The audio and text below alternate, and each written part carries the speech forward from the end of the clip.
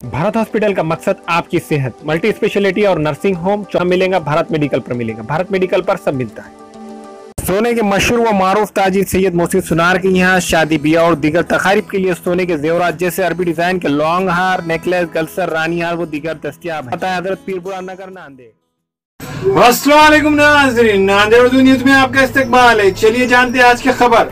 नांदेड़ के एसपी चंद्रकिशोर मीना का तबादला, संजय जादव नांदेड़ के नए एसपी।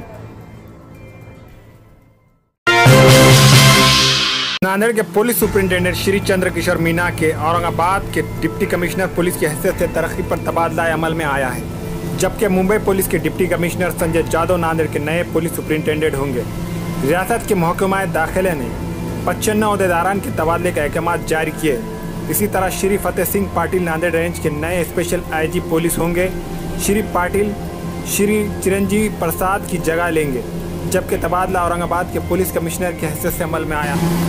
श्री फतेह सिंह पाटिल 2006 में नांदेड़ के पुलिस सुपरिंटेंडेंट रह चुके हैं। नांदेड़ के एडिशनल एसपी श्री मंगेश शिंदे का पूना के डिप्टी कमिश्नर पुलिस की हैसियत से तबादला अमल में आया है। भोकर के एडिशनल एसपी अविनाश का तबादला महकमा पुलिस औरंगाबाद में इंसदाद दहशतगर्दी स्क्वाड के एसपी की हैसियत से अमल में आया है।